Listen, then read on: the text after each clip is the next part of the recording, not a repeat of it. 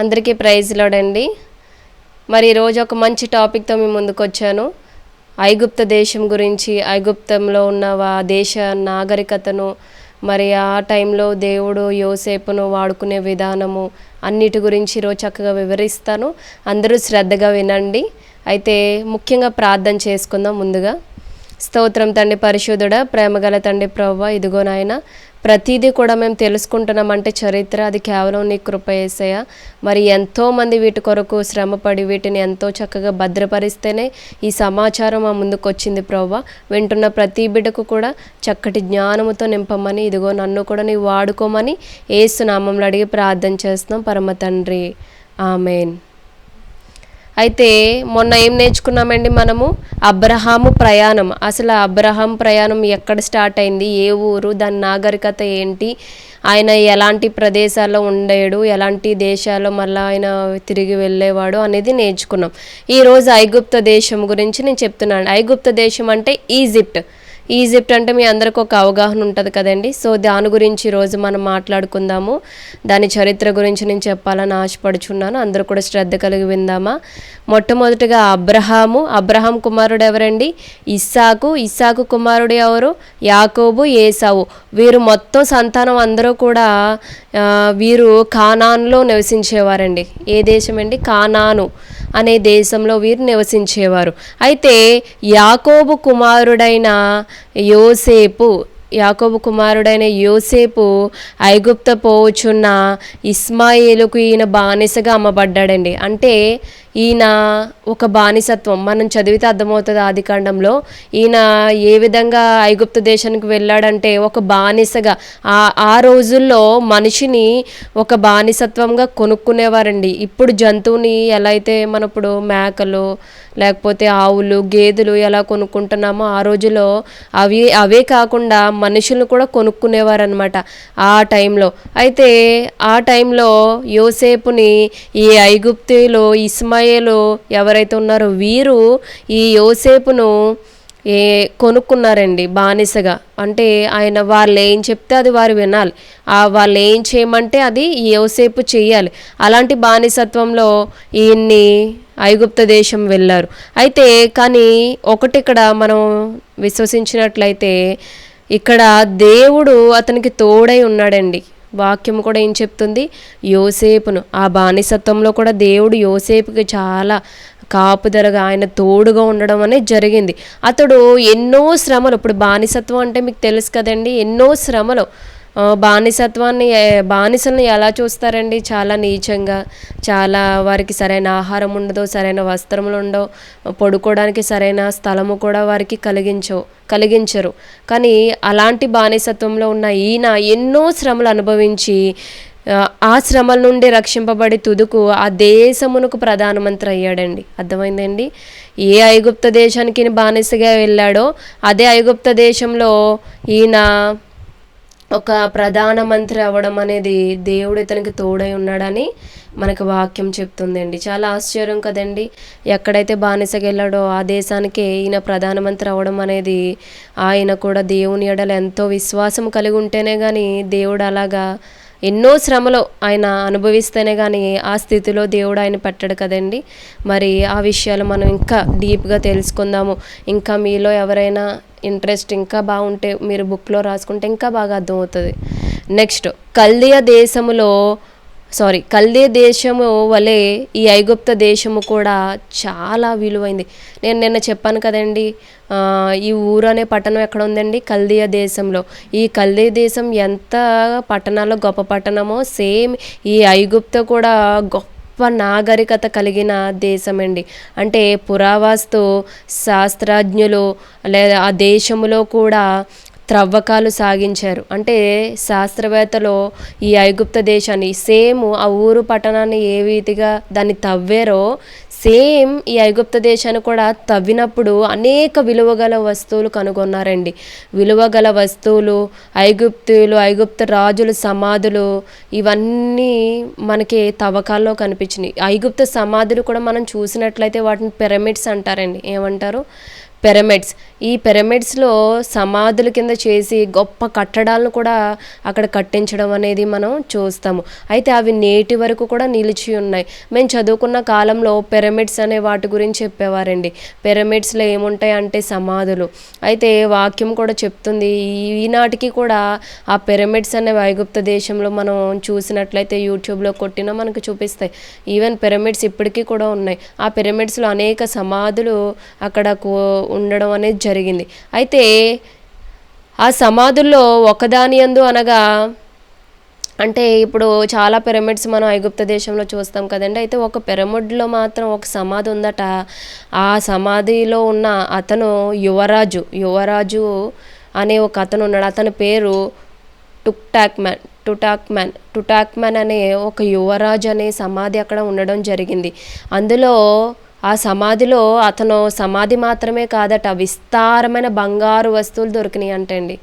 అర్థమైందండి? విస్తారమైన బంగారు వస్తువులు, ఒకటి రెండు కాదు, విలువగల వస్తువులు అనేకమైన దొరికి, బంగారముచే పొదిగింపబడిన సింహాసనం, అంటే బంగారంతో చేసిన ఒక సింహాసనము, అలాగే బంగారు ఆయుధాలు, ఆయన వాడే ఆయుధాలు ఉంటాయి కదండి, బ్రతుకున్నప్పుడు ఆయన చేయించుకున్న బంగారపు ఆయుధాలు, ఎంతో విలువైన నగలు, రత్నాలు, వజ్రాలు మొదలైన విలువగల వస్తువులన్నీ కూడా ఈ టుటాక్మ్యాన్ అనే యువరాజు సమాధిలో ఆ పిరమిడ్లో దాచబడి ఉన్నవండి. ఇవి ఎలా తెలిసినాయి అంటే శాస్త్రవేత్తలు వీటిని తవ్వకాల్లో, ఆ సమాధి తవ్వకాల్లో ఇవన్నీ కూడా వారు కనుగొనడం అనేది జరిగింది. అయితే ఆ దేశ ప్రజలు సూర్య ఆరాధన అంటే మనం మొన్న నేర్చుకున్నాం కదండి, అబ్రహాము ప్రయాణము, వారు ఇంద్రు చంద్రుడిని పూజించేవారు అన్నాం కదా ఊరు పట్టణస్థులు. సేమ్ ఇక్కడ ఈ ఐగుప్త దేశం వారు సూర్యుడిని ఎక్కువగా ఆరాధన చేసేవారండి. సూర్యుడిని ఎక్కువగా ఆరాధన చేసేవారు. మళ్ళీ ఇంకా ఎక్కువగా ఏం ఆరాధన చేసేవారంటే క్రిమికీట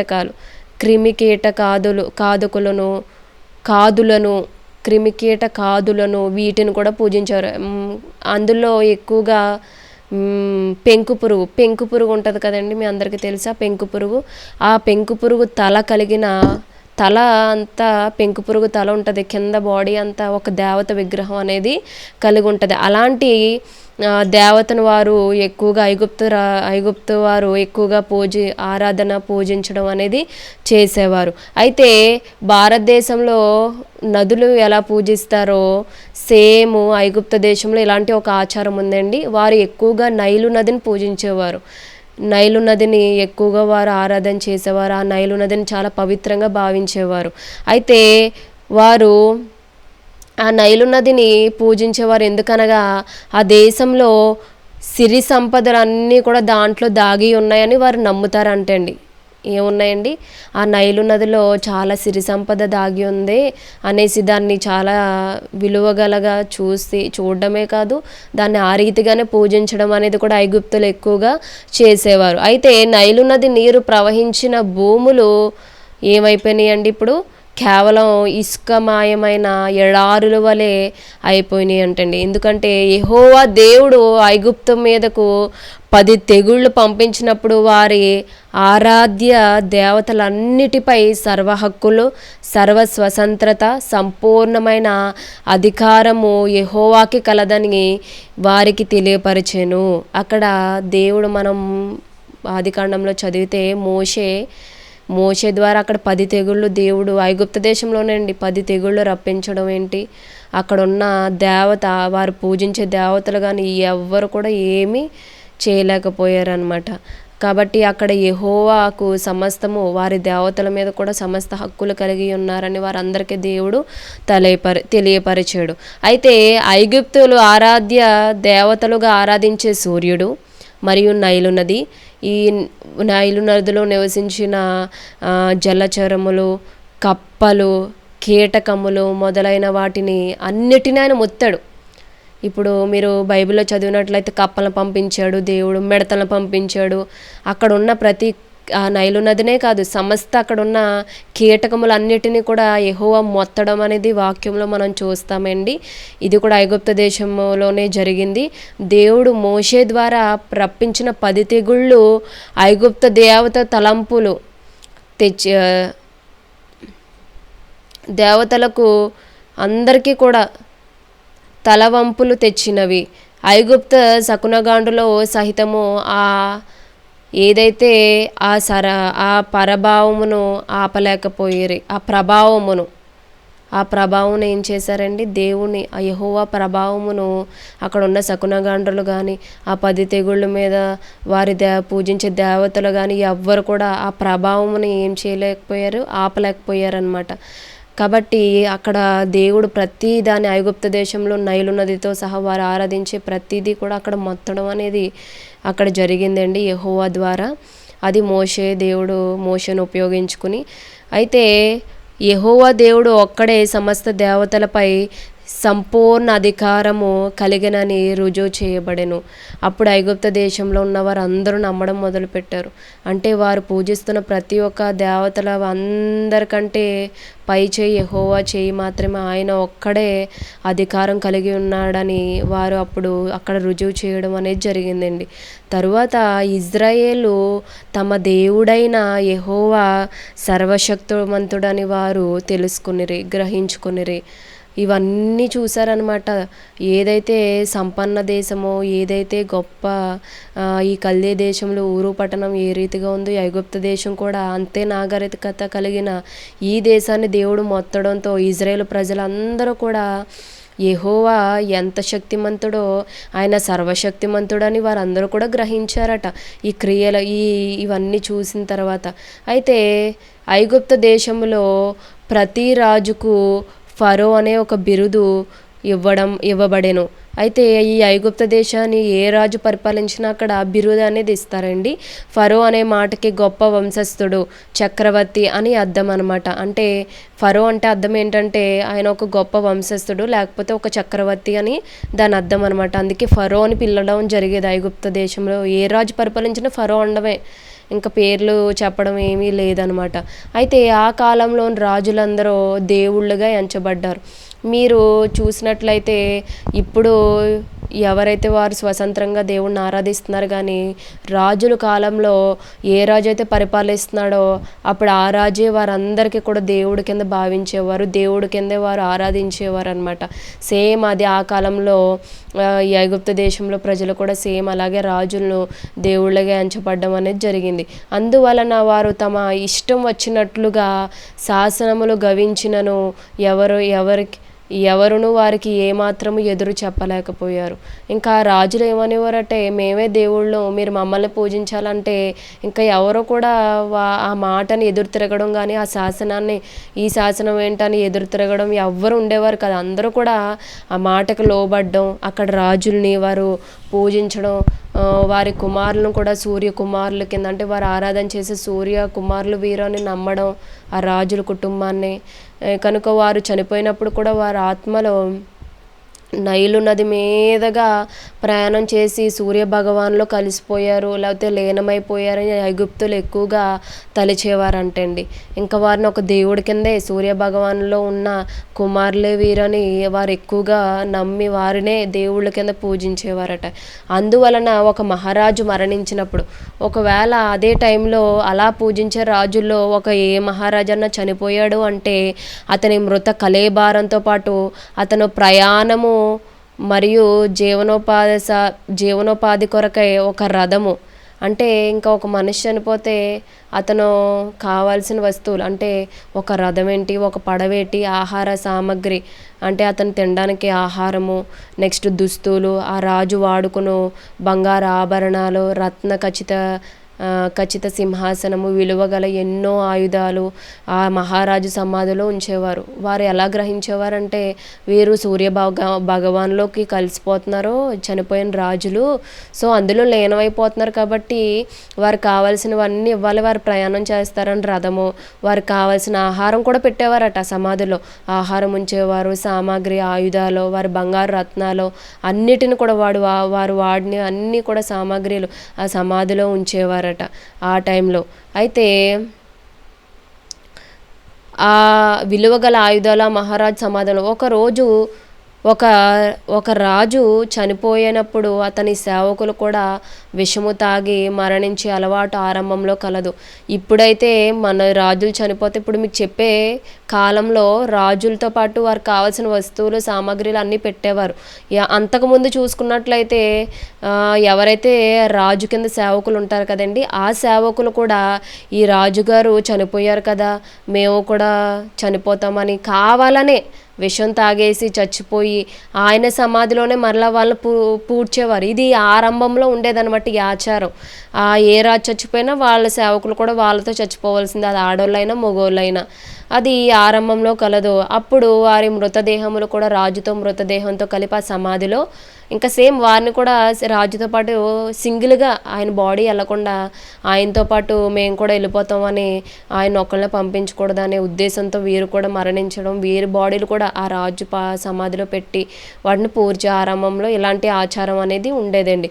అయితే రాను రాను ఆచారం మానేసి ఆపేసి మట్టితో చేయబడిన దాసదాసీల బొమ్మలు, ఏదైనా రాజు సమాధిలో దాసదాసీల్ని మట్టి బొమ్మలతో చేసి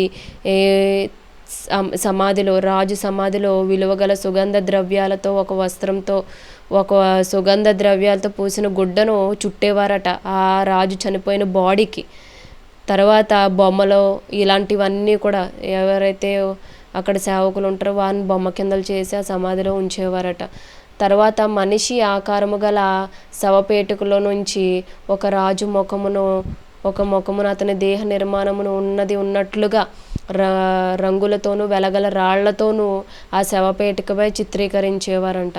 ఆ శవపేటిక మీద కూడా అనేకమైన రాళ్లతో చెక్కబడిన అన్నీ కూడా వారు ఏం చేసేవారంటే అక్కడ దేహ నిర్మాణము ఉన్నట్లుగానే వారు వాటిని రాళ్లతో చిత్రీకరించేవారనమాట. ఆ శవపేటిక పేరు సార్కోఫాగస్ అని పిలిచేవారండి ఆ శవపేటికను. సుగంధ లేపనములతో చుట్టబడిన ఆ దేహమును మమ్మీ అంటారు. అంటే మొత్తం చుట్టేస్తారు కదండి క్లాత్తో, దానికి మళ్ళీ ఉత్తు క్లాత్ కాదు, దానికి ఒక సువాసన కలిగిన ఒక సుగంధ ద్రవ్యము రాసి ఆ బాడీకి చుట్టి అలా శవపేటికలో పెట్టిన దాన్ని మమ్మీ అని పిలుస్తారు. ఈ పదం అందరికీ తెలిసి ఉంటుంది కదండి, మమ్మీ అందరూ. ఆది కాండంలో 50 వచనంలో 2-3 వచనాలు చదివితే అర్థమవుతుందండి. సామాన్య ప్రజలు కూడా తమ కుటుంబాలతో చనిపోయిన వ్యక్తుల యొక్క శవములు అదేవిధంగా సేమ్ ఇప్పుడు రాజులకే అదే పద్ధతి కాదండి. ఐగుప్త దేశంలో రాజులకు మాత్రమే ఈ పద్ధతి ఉందేమో అనుకోవచ్చు, కాదండి. ఐగుప్త దేశంలో ఒక సామాన్య ప్రజలు కూడా చనిపోయిన సేమ్ ఇదే పద్ధతిలో ఇదే విధంగా సుగంధ ద్రవ్యములతో పూసి బట్ట చుట్టేవారు అనమాట. ఆ పద్ధతే వారు కూడా కలిగి ఉండేవారు. అయితే ఐగుప్త దేశంలో వర్షపాతము కడు అల్పము. అక్కడ వర్షపాతం అనేది చాలా తక్కువండి ఐగుప్త దేశంలో. సో అందువలన అప్పటి రాజుల మృతదేహాలు అంటే ఎప్పుడు మృతదేహాలు 2000 BC నాటి సంవత్సరంలో ఉన్న మృతదేహాలు కూడా ఈనాటికి మనం చూడగలుగుతున్నామంటే అక్కడ వర్షపాతం తక్కువ వల్ల అక్కడ ఉన్న బాడీస్ అన్నీ కూడా అలాగే నిలిచి ఉండడం అనేది మనం కనిపెడతాం. అనగా దాదాపు 400 సంవత్సరాలు నిలిచి ఉన్న పురావస్తు శాస్త్రజ్ఞులు వాటిని పిరమిడ్ సమాధుల నుండి బయటకు తీసి అనేక ఇతర దేశములకు పంపి వస్తు ప్రదర్శనశాలలో ఉంచిరి. టుటాంఖామెన్ యువరాజు సమాధిలో లభ్యమైన అపార సంపద, అమూల్యమైన వస్తువులు ఐగుప్త దేశంలో నేటికి చూడగలం. ఇప్పుడు చెప్పాను కదండి, రాజుల కాలంలో బంగారు వస్తువులు ఇవన్నీ కూడా సమాధి చేశారు సింహాసనంతో సహా అని. వీటన్నిటిని ఏం చేశారంటే శాస్త్రవేత్తలు వాటిని తవ్వేసి ఆ వస్తువులన్నిటిని కూడా ఐగుప్త దేశానికి ఏవైతే వస్తువు ప్రదర్శన మ్యూజియం లాంటివి ఉంటాయో అలాంటి వాటిల్లో వీటిని ఇప్పటికీ భద్రపరిచి ఉన్నారు. ఈవెన్ ఇప్పటికీ మనం ఈజిప్ట్ దేశానికి వెళ్తే మనం ఇలాంటివన్నీ కూడా ఈ టుటాంఖామెన్ అనే సమాధిలో ఇంకా ఎక్కువగా సంపద అనేది దొరికిందట. వీటిని కూడా అక్కడ మ్యూజియంలో పెట్టడం అనేది జరిగింది ఐగుప్త దేశంలో. మనం ఈనాటికి కూడా వాటిని చూడొచ్చని ఇక్కడ మరి శాస్త్రజ్ఞులు చెప్తున్నారండి. అయితే ఐగుప్త దేశీయులు తమ రాత మట్టి పలకల మీద వ్రాయలేదు. మనం కల్దీల దేశంలో ఊరు పట్టణంలో 22,000 మట్టి పలకలు కనిపించినాయి అని చెప్పుకున్నాం కదండి. కానీ ఇక్కడ ఐగుప్త దేశంలో వీరు అసలు మట్టి పలకలే వాడేవారు కాదట. వీరు కేవలము జమ్ము రెళ్ళు కలిపి అల్లిన పల్లచటి తడికెల మీద జమ్ము రెళ్ళు 2 కలిపిన ఒక పల్చటి తడికెల మీద బొమ్మల సంకేతముతో రాత రాసి వాటిని చుట్టలుగా చుట్టేవారనమాట. అంటే బొమ్మలు వారికి మెయిన్ ఐడెంటిఫికేషన్ ఏంటంటే బొమ్మల రీతిగా, రాతపూర్వకం కాదండి, బొమ్మల రీతిగా వారు దాన్ని చదవడం కానీ దాన్ని ఆ రీతిగా భద్రపరచడం కానీ, ఓన్లీ బొమ్మలతోనే ఎక్కువగా ఈ ఐగుప్తీయులు ఎక్కువగా వాటిని అలా భద్రపరచడం అనేది జరిగింది. వాటినే పైపరస్ అని పిలిచేవారు. అయితే ఈ రాత కొంతకాలం మాత్రమే నిలువ ఉండేది. అయితే ఎంత ఏళ్ళు జమ్మురెళ్ళు మీద ఈ పల్చటి దాని మీద బొమ్మలు అన్ని గీసిన ఆ బొమ్మలు కొంతకాలమే ఉండేవి అనమాట. ఇవి రాత తర్వాత కొంతకాలం వరకు ఉండేది, కానీ తర్వాత మామూలుగా పోయేవన్నమాట. ఆ రాత చాలా కాలము నిలవవలసి వచ్చినప్పుడు వారు గోడల మీద వీరు ఏమనుకునేవారంటే ఈ జంబురెళ్ళ మీద ఎక్కువగా ఉండట్లేదు కదా ఈ బొమ్మలో, ఎలా కాదు వీటిని ఎక్కువ కాలం ఉండాలంటే ఏం చేద్దామంటే గోడలు ఉంటాయి కదండి, ఆ గోడల మీద బొమ్మ రాతలు చెక్కేవారు.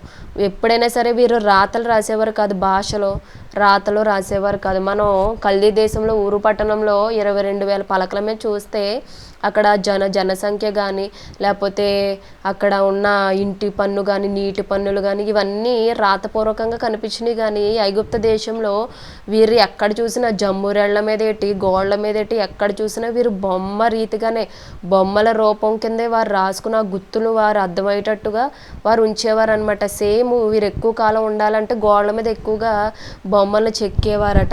ఆ చెక్కబడిన బొమ్మలకు అందమైన రంగులు కూడా వేయించేవారు. వీరు ఎక్కువగా బొమ్మలు వేసేవారు కాబట్టి ఆ బొమ్మలకు కావాల్సిన రంగులు కూడా వారు వేయించేవారు అనమాట ఈ ఐగుప్తులు. ఈ విధంగా గోడల మీదను స్తూపముల మీదను చెక్కబడిన బొమ్మల వ్రాతను బట్టి ఆనాటి పరిస్థితులను తెలుసుకునవచ్చును. ఆనాటి పరిస్థితులు వారు బొమ్మల రూపంగానే రాసేవారు, గోళ్ళ మీదేటి జమ్మురేళ్ల మీదేటి ఇంకెక్కడైనా సరే వారు అప్పుడు పరిస్థితులు బొమ్మ రూపంలోనే చెక్కేవారన్నమాట. ఆ కాలంలో విద్య చాలా వరకు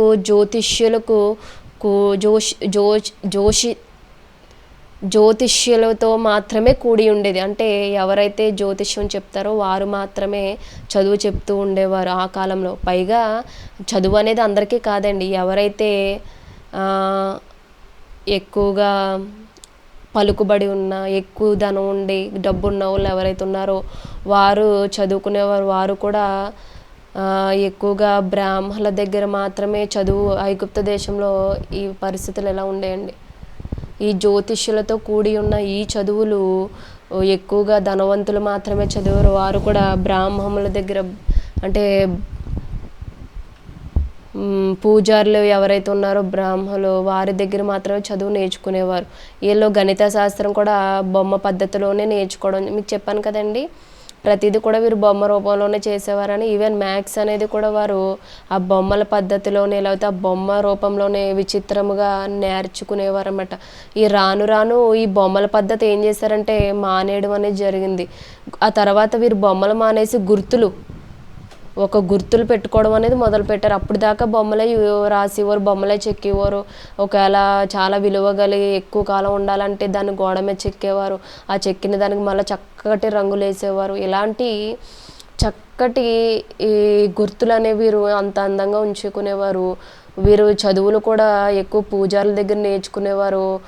నేర్చుకోవడమే కాదు, వీరు గణిత శాస్త్రాన్ని అంటే మ్యాథ్స్ని కూడా వీరు బొమ్మలతో చెక్కేవారు. రాను ఇది ఎలా అయిపోయిందంటే చాలా గుర్తులతో వీరు నేర్చుకోవడం అనేది జరిగింది మ్యాథ్స్ అనేది. సో ఈ బొమ్మల వ్రాతల్ని హైరోగ్రాఫిక్స్ అని పిలుస్తారనమాట. అంటే వారు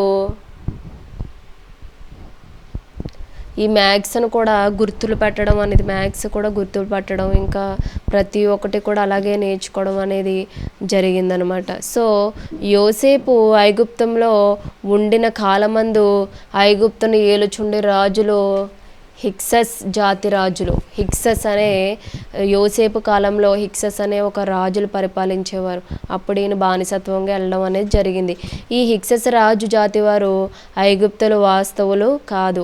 వీరు అసలు ఐగుప్త వాస్తవులే కాదు, వీరు వేరే దేశం నుంచి వచ్చిన వారు. ఏ దేశం అంటే ఆసియా ఖండంకు చెందినవారు ఈ హిక్సస్ రాజు అనే ఆయన. అయితే ఉత్తర ప్రాంతం నుండి ఆసియాలోనికి సిరియా మీదకి అర్యులు దండెత్తి అక్కడ అక్కడ ఉండిన హిక్సస్ యువ జనాంగమును అంతటిని తరిమేశారు.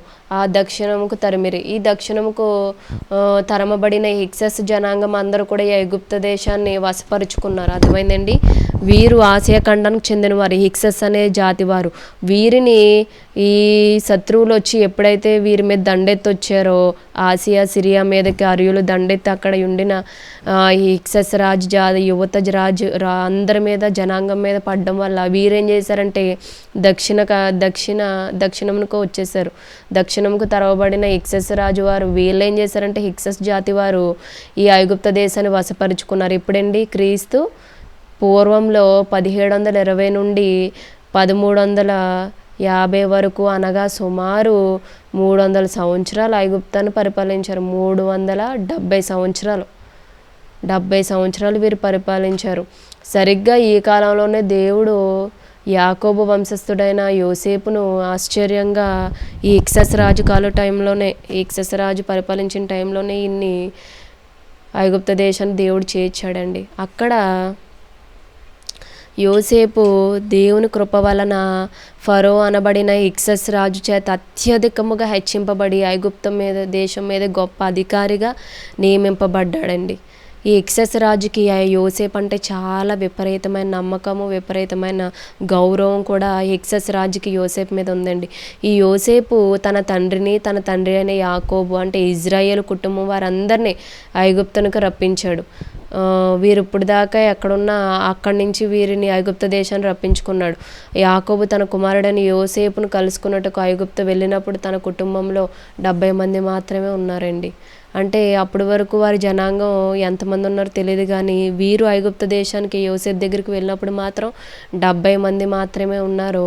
మనకు ఆదికాండంలో 46వ అధ్యాయంలో 27వ వచనం చదివితే మనకు అర్థమవుతుందండి. వారు 400 సంవత్సరాల తర్వాత ఐగుప్తును విడిచినప్పుడు కేవలం పురుషులు అల్పము 6 లక్షల మంది అయినారు. వీరు ఐగుప్త దేశాన్ని విడిచినప్పుడు వీరు 6 లక్షల మంది ఉన్నారు. యాకోబు కుటుంబకులు ఐగుప్త దేశం చేరినప్పుడు వారు ముఖ్య వృత్తి గొర్రెల మేపుట. ఈ యాకోబు అంటే యోసేపు వాళ్ళ తండ్రి గారు వీరి సంతానం అందరూ కూడా గొర్రెలు కాచుకునేవారండి. మీకు తెలుసు కదండి. వీరు గొర్రెలు కాచుకునే మేపుట వీరికి ముఖ్యమైన వృత్తి అనమాట ఆ టైంలో. అయితే గొర్రెలు ఐగుప్తులకు హేయమైన జంతువు.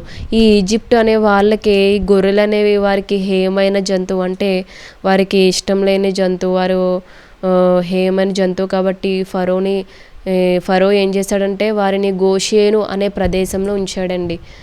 ఎందుకంటే వీరు వృత్తే గొర్రెలు కాబట్టి వారు గోషేన్ అనే ప్రదేశంలో పెట్టడం ఉంచింది. అయితే అది ఐగుప్తునకు ఫిలిప్తీల దేశమునకు, అంటే ఇటువైపు ఐగుప్త దేశము, ఇటువైపు ఫిలిప్తీల ప్రదేశంలో మధ్య ఉన్న ఆ గోషేన్ అనే ప్రదేశంలో వీరిని ఈ ఫరో రాజు అంటే హిక్సస్ రాజు గారు పెట్టడం అనేది జరిగింది. అయితే యాకోబు కుటుంబము క్రీస్తు పూర్వం 1650 సంవత్సరంలో ఐగుప్తులో ప్రవేశించి గోషేనులో క్రీస్తు పూర్వం 1350 సంవత్సరం వరకు, అనగా దాదాపు 300 సంవత్సరాలు ఐగుప్తులో ప్రవేశించి 300 సంవత్సరాలు ఎంతో సంతోషంగా ఉన్నారండి. ఎక్కడ? ఈ ఐగుప్త దేశం ఫిలిప్తీల మధ్యలో ఉన్న గోషేను ప్రదేశంలో 300 సంవత్సరాలు వీరు చాలా సంతోషంగా జీవించడం అనేది జరిగిందండి. ఈ కాలంలోనే ఇజ్రాయేల్ అత్యధికముగా విస్తరించి గొప్ప జనం అయిపోయారు అనమాట. అప్పటి వరకు చాలా తక్కువ మంది ఉన్నవారు ఎప్పుడైతే ఈ 300 సంవత్సరాల మధ్యలోనే వీరు ఎక్కువ గొప్ప జనాంగముగా దేవుడు దీవించారు వీరిని. అయితే క్రీస్తు పూర్వం 1350 సంవత్సరం పాత ఐగుప్త రాజవంశీయులు హిక్సస్ రాజులను జయించి తిరిగి ఐగుప్తును వశపరుచుకున్నారు. ఇప్పుడు దాకా హిక్సస్ రాజు పరిపాలన యోసేపు ప్రధానమంత్రిలో వీరు చక్కగా ఇజ్రాయేల్కి ఏ ఆపద లేదు, ఏ శ్రమలు లేవు, బాగానే పరిపాలించుకొని బాగానే గొప్ప జనాంగం అయ్యి అభివృద్ధి అవుతున్నారు. ఈ టైంలోనే ఏం చేశాడంటే హిక్సస్ రాజు కంటే ముందు ఐగుప్త దేశంలో ఉన్నవారు ఆ రాజు ఏం చేశాడంటే పాత ఐగుప్త రాజు మొత్తం వంశీయులందరూ వచ్చి హిక్సస్ రాజు పరిపాలిస్తున్న అతన్ని జయించారనమాట. ఐగుప్త వశపరుచుకున్నారు. ఆ వశపరుచుకొని హిక్సస్ రాజులను జయించి ఐగుప్త రాజులు యోసేపును ఎరుగనివారు. అయితే హెక్సెస్ రాజు అయితే యోసేపే తెలుసు, ఎందుకంటే అప్పుడు బానిసగా వచ్చినాడు, ఇప్పుడు ప్రధానమంత్రి అయ్యాడు. కానీ పాత రాజు ఐగుప్తు రాజుకి యోసేపు ఎవరో కూడా తెలియదు. అది నిర్గమాకాండం 1:8 చెప్పబడిన యోసేపును నేను ఎరుగనని ఆ కొత్త రాజు పేరు రెండవ రామోస్. ఈయన పరిపాలన యందు ఇజ్రాయేలు బహు కఠిన బానిసత్వం అనుభవించారు. ఈ హిక్సెస్ రాజు కాలంలో ఎలా ఉన్నా ఈ రామోసు కాలంలో ఇజ్రాయేలు చాలా విపరీతంగా వీరు శ్రమలు అనుభవించడం అనేది జరిగిందండి. ఈ క్రీస్తు పూర్వం 1300 నుండి 1234 వరకు రెండవ రామోసును పరిపాలించెను. ఏం పరిపాలించాడండి? రెండవ రామోసును పరిపాలించాడు. అనగా అతడు దాదాపు 60 సంవత్సరములు పాలించాడండి. 65 సంవత్సరాలు పరిపాలించాడు. ఎన్ని సంవత్సరాలండి? ఈ రామోస్ అనే రాజు 65 సంవత్సరాలు పాలించాడు. ఈ రెండవ రామోసు ఇజ్రాయేలు చేత చాలా వెట్టి చాకిరి, చాలా అంతకుముందు అయితే ఇజ్రాయెల్ ప్రజలు చాలా స్వతంత్రంగా హిక్సెస్ రాజు టైంలో చేసేవారు. ఈ హిక్సెస్ రాజుని మరి ఎప్పుడైతే వీరు జయించి ఈ రామోస్ అనే రాజు వారు పాత రాజు వచ్చాడో ఇంకా వీరు ఇజ్రాయెల్కి శ్రమలే, ఇంకా బానిసత్వమే, ఇంకా విపరీతమైన బానిసత్వం. ఇటుకలు కాల్చమనేవారు, విపరీతమైన భయంకరమైన వెట్టు చాకరి. పీతోము రామోస్ అనే ఒక పట్టణం కూడా ఇజ్రాయేల్ ప్రజల ద్వారా కట్టించాడు ఈ రామోస్ అనే రాజు. అది నిర్గమాకాండంలో 1:11 మనకి అర్థమవుతుందండి. ఆ తరువాత ఇజ్రాయేలు అనేక శ్రమలు అనుభవించినను వారు విస్తారమైన జనాంగముగా మారిరి. ఇన్ని శ్రమలు అనుభవిస్తున్నా కూడా దేవుడు వారిని ఏం చేశాడండి? గొప్ప జనాంగముగా చేశాడు. అయితే ఈ రెండవ రామోస్ అనే రాజు ఉన్న కాలంలోనే ఎవరు వచ్చారండి? మనకందరికీ తెలుసు. ఎవరండి ఆయన? మోషే. ఇప్పుడు వరకు ఇంకా యోసేపు కాలం అయిపోయింది, యోసేపు మరణించేశాడు. ఈ రామోస్ అనే కొత్త రాజు రావడం, ఈ రామోస్ రాజులో ఇజ్రాయేల్ ప్రజలు శ్రమలు అనుభవించడం, పీతోము రామోస్ అనే ఒక పట్టణం ఇజ్రాయేల్ ద్వారా కట్టించడం, అది నిర్గమాకాండంలో 1:11 మనకు తెలుస్తుంది. ఈ ఇజ్రాయేల్ విస్తారమైన జనాంగం, ఈ శ్రమల్లో కూడా దేవుడు వీరిని ఇంకా గొప్ప జనాంగముగా చేశాడు. ఇలా ఎంత చేసినా కూడా ఈ కాలంలోనే ఈ రెండవ రాజు ఐగుప్తు దేశానికి రామోస్ అనే రాజు కాలంలోనే ఈ మోషే పుట్టాడండి. ఈ మోషే పుట్టాడు. రాజసనం ద్వారా నైలు నదిలో వదలబడిన మోషే రెండవ రామోస్ యొక్క కుమార్తె. ఈ రామోస్ అనే ఆయనకి రెండో కుమార్తె ఈ నైలు నదిలో వెళ్తున్న ఈ పెట్టిని కనుగొని ఏం చేసిందంటే తన కుమారుడిగా పెంచుకుందండి. అది నిర్గమాకాండంలో 1:1-10. ఈవిడ పేరేంటంటే దెరోత్మిస్ అనే ఈవిడ పేరు. అయితే భర్త చనిపోయి బిడ్డలేని ఒక వెధవరాలు ఈవిడ ఎవరి కూతురు అంటే రామోస్గా రెండో కుమార్తె ఈమె. ఈవిడ ఏం చేసిందంటే తన స్వంత రాజమందిరంలో మోషేను ఫరో కుమార్తె దెర్మోతిస్ ఎంతో ప్రేమతో పెంచిందనమాట. ప్రేమతో పెంచి సకల రాజు విద్యలయందు ఈయన్ని ప్రవీణునిగా చేసి దేవుడు మోషే ద్వారా ఇజ్రాయేలుకి ఏం చేశాడండి? క్రీస్తు పూర్వం 1280 ఐగుప్తు నుండి విమోచించాను. అర్థమైందండి?